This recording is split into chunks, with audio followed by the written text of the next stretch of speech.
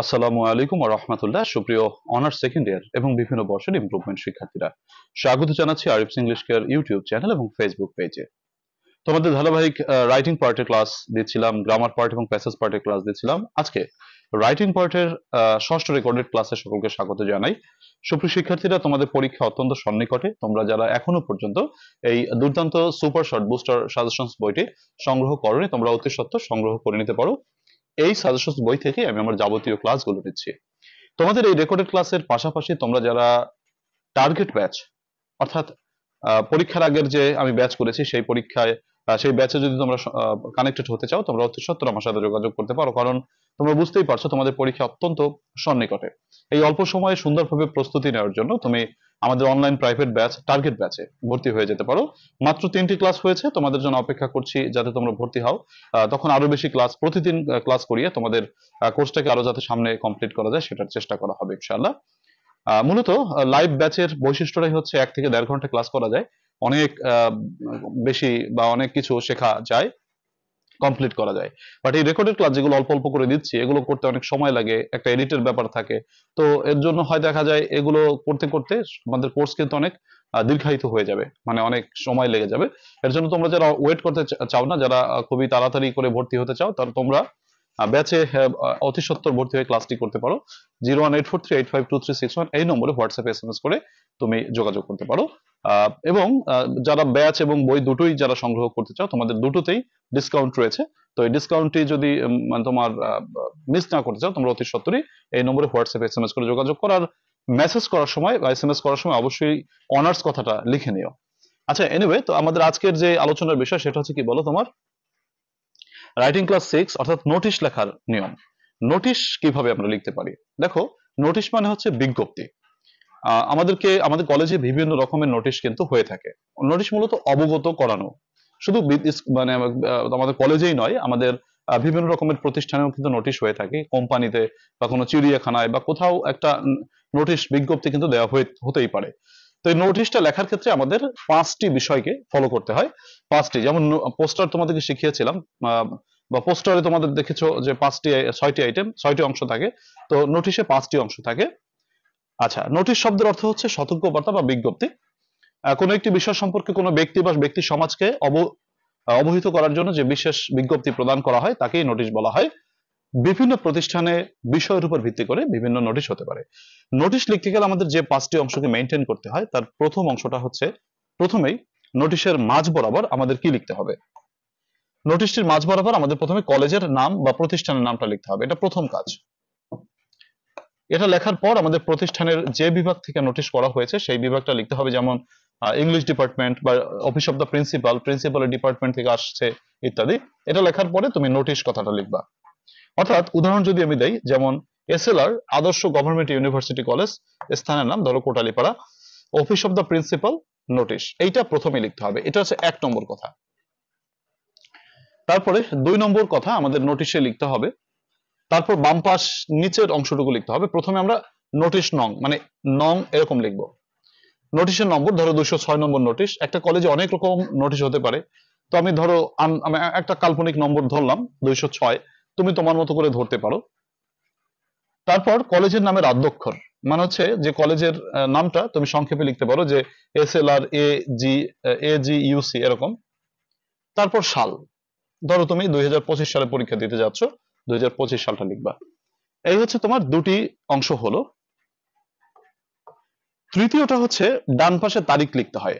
আমাদের নোটিশের একেবারে রাইট অ্যালাইনে একেবারে ডান পাশে তোমাদের তারিখটা লিখতে হয়।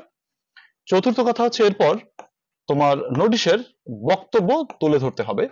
নোটিশের বক্তব্য সাধারণত this is for the information of all concern that, এত দ্বারা সংশ্লিষ্ট সকলকে জানানো যাচ্ছে যে, বা সংশ্লিষ্ট সকল অবগতির জন্য জানানো যাচ্ছে যে, এই বিষয়টা দিয়ে মোটামুটি আমরা নোটিশটা শুরু করি। এটা চতুর্থ কথা। এটাই হচ্ছে আমাদের নোটিশের বডি বা গর্ভাংশ বা মূল অংশ, যেটা আমি তোমাদেরকে বা যে নোটিশ দিচ্ছেন নোটিশদাতা যে সংবাদটি জানাতে চাচ্ছেন, এটা হচ্ছে আমাদের মাঝখানে লেখা থাকে, মানে বডিতে লেখা থাকে। আর শেষে নোটিশ দাতার নাম ও পরিচয়, যেমন প্রিন্সিপাল সর্বানন্দ বালা স্যার, প্রিন্সিপাল SLR আদর্শ গভর্নমেন্ট ইউনিভার্সিটি কলেজ। এভাবে আমরা একটা নোটিশ লিখতে পারি। এবার আসো আমরা উদাহরণস্বরূপ নোটিশটা আজকে যে নোটিশটা তোমাদের পড়া দেবো বা পড়াই দেবো, আমি পড়াই দিচ্ছি, এটা পড়াই দিচ্ছি মানে কি তোমাদের একটা পড়া থাকলো। এই ক্লাসটি যারা একবার করেছো তোমরা কি করবে, এটা পড়ে খাতায় অবশ্যই লিখবে। না লিখলে কিন্তু মোটামুটি তোমার কোর্স কমপ্লিট হবে না। কতদিন ধরে ইংরেজি পড়ো না, অনেকদিন পর ইংরেজি পড়ছো, তো এখন যদি না লিখে রিভিশন মানে লিখে রিভিশন যদি না করো তাহলে কিন্তু ধরা খাই যাবা, পরীক্ষা দেখা যাবে সঠিকভাবে লিখতে পারছো না। তো আমি যে ক্লাসটা করাচ্ছি এটা করে তুমি খাতায় কিন্তু অবশ্যই লিখবে। তো দেখো যেটা বলছিলাম, আজকে শেখাচ্ছি হচ্ছে ক্লোজার অফ কলেজ, কলেজ বন্ধের ক্ষেত্রে কিভাবে নোটিশ তুমি লিখবা। ধরো সামার ভ্যাকেশনে যদি আমাদের কলেজটা বন্ধ থাকে, এই ব্যাপারে যদি তোমার নোটিশ দিতে হয়, in winter vacation, Ramadan vacation, Eid vacation বা দুর্গাপূজার জন্য যদি বন্ধ দিতে হয়, তাহলে কলেজ প্রতিষ্ঠান বন্ধ করার ক্ষেত্রে কিভাবে আমরা নোটিশটা লিখতে পারি। আমি তোমাদের আগেই বলেছি নোটিশ লেখার ক্ষেত্রে 5টি আইটেমকে আমাদের ফলো করতে হয়। প্রথমত কলেজের নাম, তো কলেজের নামটা আমি কাল্পনিক কলেজের নাম লিখেছি, এবিসি গভর্নমেন্ট ইউনিভার্সিটি কলেজ, কেমন। এরপর ঠিকানা, ধরো কোথায় অবস্থিত, কোটালীপাড়ায়। Office of the principal, notice, তাহলে প্রথম ভাগ আমার হয়ে গেল।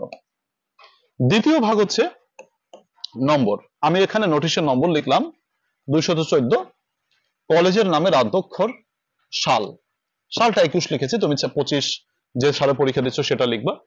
ডেট হচ্ছে তোমার ধরো 3 মে 2021, ডেট এভাবে লিখতে হবে এমন কোনো কথা না, তুমি জাস্ট তোমার যেভাবে তোমার লিখতে ভালো লাগে তুমি সেভাবে লিখতে পারো। তাহলে 3টি জিনিস কিন্তু আমাদের কমপ্লিট হয়ে গেল। নোটিশে কিন্তু এই যে পার্ট আছে এই পার্ট গুলোকে কিন্তু বিবেচনা করে নম্বরটাকে ডিস্ট্রিবিউট করা হয়, সো তোমরা খেয়াল রাখবে সবাই। তো এভাবে শুরু হচ্ছে নোটিশটা, দেখো, this is hereby notified for the information of all teachers, students and office staffs that, এত দ্বারা সংশ্লিষ্ট সকল শিক্ষক মণ্ডলী, ছাত্রছাত্রী এবং অফিস স্টাফদেরকে জানানো যাচ্ছে যে the college shall remain closed, college বন্ধ থাকবে, অন অ্যাকাউন্ট অফ ড্যাশ, ড্যাশের উপলক্ষে বন্ধ থাকবে। এখন প্রশ্ন হচ্ছে কিসের উপলক্ষে বন্ধ থাকবে। ধরো তোমার পরীক্ষা যদি সামার ভ্যাকেশন আসে, তুমি এখানে সামার ভ্যাকেশনটা লিখে দেবা, কলেজটা বন্ধ থাকবে সামার ভ্যাকেশনের জন্য, অথবা যে ভ্যাকেশনের জন্য তোমার কলেজটাকে বন্ধ করতে হবে তুমি সেই ভ্যাকেশনের নামটা লিখে দেবে। এরপর বলেছে দেখো ফ্রম কত থেকে, এত তারিখ থেকে এত তারিখ, এটা একটু তোমাকে হিসাব করে লিখতে হবে তুমি কত দিনের জন্য কলেজটাকে বন্ধ দিতে চাচ্ছ। তুমি যখন এই নোটিশটি লিখো তোমার প্রশ্নে কিন্তু উল্লেখ করা থাকে বা লেখা থাকে suppose you are the principal, ধরো তুমিই প্রিন্সিপাল, তার মানে তুমি কিন্তু এখন কি বলো, প্রিন্সিপাল। তো তুমি কতদিন বন্ধ দিবা। তোমরা অনেকে ফাজলামো করে একটু মজা করে বলে স্যার আমি প্রিন্সিপাল, আমি সারা জীবন বন্ধ রেখে দেবো। তো সারা জীবন বন্ধ রেখে তো হবে না, সামার ভ্যাকেশন 14 বা 10 দিন বন্ধ রাখো। অবশ্য প্রশ্নে কিন্তু উল্লেখ করা থাকে যে 7 দিন বন্ধ থাকবে, 14 দিন বন্ধ থাকবে, 15 দিন বন্ধ থাকবে। যদি উল্লেখ করা থাকে হিসাব করে ডেটটা লিখবা। যেমন আমি এখানে দিয়েছি 4/5/2021 থেকে 10/5/2021, তার মানে মাঝখানে কয়দিন বন্ধ, দেখো 6 দিন বন্ধ দিয়েছি বা 1 সপ্তাহ বন্ধ দিয়েছি। এভাবে ডেটটা তোমরা একটু নিজেরা নিজেদের মতো করে হিসাব করে লিখবে। নোটিশের শেষে আমরা কি লিখি, যেমন কি লিখেছে দেখো, the college shall resume functioning, college আবার তার পুনরায় কাজ শুরু করবে অন 11 তারিখে। দেখো এইখানে 10 তারিখ পর্যন্ত বন্ধ দিয়েছি, 11 তারিখে তার ক্লাস কিন্তু শুরু হচ্ছে অ্যাজ ইউজুয়াল যথারীতি নিয়মে। এভরিবডি ইজ টোল্ড, সবাইকে বলা হলো টু নোট প্লিজ, দয়া করে সবাই এই বিষয়টাকে নোট করে নাও। তাহলে 4টা জিনিস মানে বডিটা হয়ে গেল। এবার কে বা কারা নোটিশটা দিচ্ছেন, মানে নোটিশ দাতার নাম এবং পরিচয়। নোটিশ দাতার নাম হচ্ছে ধরো তোমার নামটা লিখতে পারবে, আমি সর্বানন্দ বালা লিখেছি, principal ABC government university college, Kotalipara, Gopalganj. উপরে থ্যাঙ্কিং অলটা লিখলে ভালো হয়, না লিখলে অসুবিধা হবে না। থ্যাঙ্কিং অল মানে হচ্ছে ধন্যবাদ আনতে, সকলকে ধন্যবাদ জানিয়ে তার পরিচয়টা দিলা। এই কথাটাকে তুমি মাঝখানেও লিখতে পারো আবার বাম পাশেও লিখতে পারো, এই যে এইটুকু অংশটাকে মানে কে বা কারা প্রচার করছে বা নোটিশ দাতার নাম পরিচয়, এটা তুমি মাঝখানে লিখতে পারো, বাম পাশে লিখতে পারো, রাইট লাইনে লিখতে পারো, তোমার ইচ্ছা। আশা করি তোমরা বুঝতে পেরেছো। তবে নোটিশ লেখার ক্ষেত্রে 4টি গুরুত্বপূর্ণ কথা। 1, নোটিশটা লিখতে হবে 1 পাতায়। 2, নোটিশটা লিখতে হবে বক্স করে। 3, বক্সটা করতে হবে পেন্সিল দিয়ে। 4, ভিতরের যাবতীয় লেখা মানে বক্সের ভিতরের যাবতীয় লেখা কলম দিয়ে, শুধু বক্সের বর্ডারটা পেন্সিল দিয়ে। কেমন, এই 4টি বিষয়কে সবাই মনে রাখবে। আবার বলছি, নোটিশটা লিখতে হবে 1 পাতায়, নোটিশটা লিখতে হবে বক্স করে, বক্সটা করতে হবে পেন্সিল দিয়ে, আর ভিতরের যাবতীয় লেখা কলম দিয়ে। সুন্দর একটি উপস্থাপনার মাধ্যমে ভালো নম্বর ক্যারি করতে পারবে। প্রিয় শিক্ষার্থীরা, রাইটিং পার্টের এই ছোট ছোট টেকনিক বা নিয়মগুলো তুমি এই ক্লাসের মাধ্যমে শিখে ফেলছো, কিন্তু আমাদের অনার্সে পাশ করার জন্য মূল জায়গাটা হচ্ছে গ্রামাটিক্যাল পার্ট। তুমি গ্রামারে যদি ভালো না করো, অন্ততপক্ষে 25 থেকে 30 না পাও, তাহলে ধরা যায় তোমার পরীক্ষার রেজাল্ট বা প্রস্তুতি খুব ভালো হচ্ছে না। তাই সবাইকে আমি আহ্বান করব, তোমরা রাইটিং পার্টে গুরুত্বের পাশাপাশি গ্রামারে সব থেকে বেশি গুরুত্ব প্রদান করো। আর গ্রামারে গুরুত্ব প্রদান করার জন্য এই যে সুপার শর্ট বুস্টার সাজেশনস, এটা সংগ্রহ করতে পারো। এবং যে টার্গেট ব্যাচ আমি তোমাদের জন্য করেছি বা যে ব্যাচ করেছি, সেই ব্যাচে তুমি অনলাইন প্রাইভেট ব্যাচে যতটুকু সময় আছে তুমি ভর্তি হয়ে ক্লাসটাকে কন্টিনিউ করো, তাহলে নিশ্চিতভাবে তুমি পাস করে যাবে।